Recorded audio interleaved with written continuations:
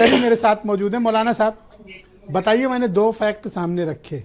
एक तरफ ये कह रहे हैं कि वो भूमाफिया है, ज़मीन लूटे ले रहा है, छीने ले रहा है, पासपोर्ट जब्त कर लो, गलत आदमी है। 23 साल से कितनी सरकारें आई गई पर वो बैठे हैं और वो गलत कामों में लिप्त हैं।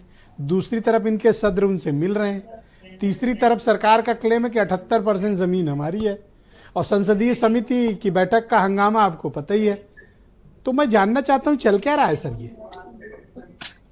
ये सबसे अहम बात यह है कि अभी तक लोग ये पूछते थे ना कि आप वक्फ बोर्ड जो तरमीमी बिल आ रहा है उस पर आप लोग परेशान क्यों हो, आप उसका विरोध कर क्यों रहे हो। तो ये स्पष्ट हो गया, सामने आ गया कि सरकार की नीयत वक्फ बोर्ड को सही सालिम बाकी रखने का नहीं है। सरकार की नीयत वक्फ बोर्ड को वक्फ बोर्ड रहने की नीयत नहीं है। सरकार की नीयत यह है उसकी जमीनें हड़पी जाएं, क्योंकि सरकार की सारी जांच एजेंसियां सब कुछ सरकार का है। अब देखिए, आप बहुत अहम बात आपसे मैं कर रहा हूं, माननीय योगी आदित्यनाथ जी उसको भूमाफिया बोर्ड बोल रहे हैं और जफर अहमद फारूकी साहब जो हैं वो उसके चेयरमैन है। वो आपसे नहीं है, आपने ही अभी सब कुछ बताया है। 2017 के बाद में माननीय सुप्रीम कोर्ट ने जो बाबरी मस्जिद के ताल्लुक से एक आदेश दिया था, ये मतलब गुजारिश की थी सुप्रीम कोर्ट ने कि बाहर रह करके भी आप बातचीत कर सकते हैं, समझौता कर सकते हैं। तो उसमें आपने देखा होगा श्री रविशंकर और सलमान नदवी वगैरह ये लोग निकल करके आए थे बाहर, आपको शायद याद हो। जब इन लोगों ने बातचीत की उसी दौरान बातचीत से एक शंकराचार्य के बयान से ये जाहिर हुआ, उन्होंने कहा उस बातचीत से फायदा हुआ है। उन्होंने कहा उस बातचीत से फायदा हुआ है। फायदा यह था कि जफर अहमद फारूकी पर दबाव डाला गया कि आपको अगर बाकी रहना है, आपको अगर चेयरमैन रहना है, ईडी सीबीआई से बचना है, तो आपको अपने आप को जो सुन्नी सेंट्रल वक्फ बोर्ड है यूपी का, जिसका दावा है कि बाबरी मस्जिद किसी मंदिर को तोड़कर नहीं बनाई गई। आपको अभी पूरा फैक्ट नहीं मालूम, शायद वो अभी से नहीं है सर, 2001 से चेयरमैन है सर वो। नहीं, मैं तो भाजपा में जो बने हुए हैं उस आदमी की काबिलियत को सलूट करिए सर। बिल्कुल सुने वो जो भाजपा में बने हुए हैं उसकी वजह मैंने आपको बताई।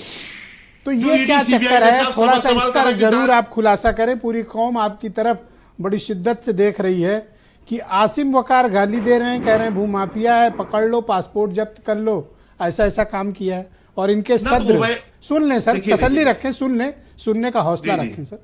दूसरी तरफ इनके सदर उनको इनवाइट करते हैं, उनके साथ कॉफी पीते हैं और तस्वीरें खुद सार्वजनिक करते हैं।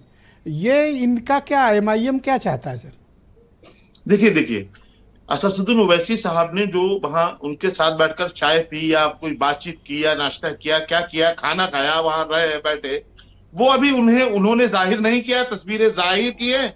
उनसे आगे का उनका बयान आने दें, ये भी बात हो जाएगी, स्पष्ट हो जाएगी। आसिम बकार साहब प्रवक्ता तो कह रहे हैं कि he is a fraud, he is क्या नहीं कहा, और कहा भूमाफिया और पासपोर्ट जब्त कर लो। या तो आसिम वकार गलत हैं या फिर नहीं असदुद्दीन ओवैसी। सुन ले आसिम वकार साहब ने जो बात कही है वो बात माननीय मुख्यमंत्री ने कहा वो भूमाफिया बोर्ड है। तब उन्होंने मेरे ख्याल से ये बात बोली है, बैठे वो इसका जवाब भी दे देंगे। तब उन्होंने ये बात भूमाफिया के साथ ओवैसी साहब ऐसी तस्वीरें क्यों सार्वजनिक कर रहे हैं?